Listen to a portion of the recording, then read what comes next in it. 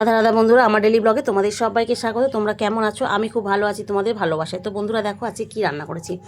আজকে করেছি মাছের মাথা দিয়ে পুঁই শাকের চচ্চড়ি। তো সেটা কিভাবে করলাম আমি তোমাদের সঙ্গে একটু শেয়ার করব। বন্ধুরা, মাছের মাথাটা ভালো করে ধুয়ে নিয়ে নুন হলুদ মাখিয়ে নিয়ে আমি কড়াতে ভেজে তুলে নিয়েছি। ওই কড়াইতে আবারও তেল দিয়ে তার মধ্যে দিয়েছি একটু পাঁচফোড়ন, নাড়াচাড়া করে দিয়ে দিয়েছি একটু পেঁয়াজটা ভাজা ভাজা হয়ে গেলে তার মধ্যে আমি পুঁই শাক চচ্চড়ি যে সবজিগুলো ছিল সেইগুলো আমি দিয়ে দিয়েছি। দিয়ে নাড়াচাড়া করে ভাজা ভাজা হয়ে গেলে তার মধ্যে দিয়েছি আমি নুন, হলুদ, লঙ্কার গুঁড়ো, টমেটো আর আদা রসুন বাটা দিয়ে ভালো করে তরকারিটাকে নাড়াচাড়া করে ভালো করে চাপা দিয়ে দিয়েছি। যখন দেখেছি একটু সিদ্ধ মতন হয়ে এসছে তার মধ্যে দিয়েছি পুঁই শাক পাতাগুলো দিয়ে আবারও ভালো করে নাড়াচাড়া করে কষিয়ে নিয়ে মাছের মাথাটা আমি দিয়ে দিয়েছি।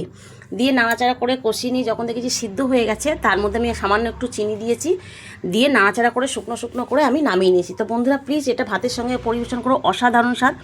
আর বন্ধুরা প্লিজ যারা সাবস্ক্রাইব করে দিয়েছে তাদেরকে অসংখ্য অসংখ্য ধন্যবাদ, তাদেরকে অনেক অনেক ভালোবাসা। যারা এখনও সাবস্ক্রাইব করনি তারা সাবস্ক্রাইব করে আমার পাশে থেকো। আর ইউটিউব বন্ধুরা প্লিজ, তোমরা ছাড়া এগিয়ে যাওয়াটা কোনো মতেই সম্ভব নয়। ফেসবুক বন্ধুরা তোমরা ছাড়া এগিয়ে যাওয়াটা কোনোভাবেই সম্ভব নয়।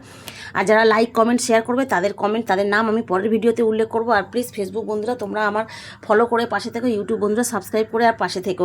তো বন্ধুরা প্লিজ তোমাদের আমি আরও মিনি ব্লগ, ছোটো ছোটো মিনি ব্লগ আমি দিয়ে দেবো। আর বন্ধুরা আমাকে তোমরা সাপোর্ট না করলে আমার এগিয়ে যাওয়াটা কোনোভাবেই সম্ভব নয়। তাই বন্ধুরা আমাকে সাপোর্ট করো। আর প্লিজ বন্ধুরা যদি মিনি ব্লগ বিষয়ে আর কিছু জানার থাকে আমাকে কমেন্ট করো, আমি তোমাদেরকে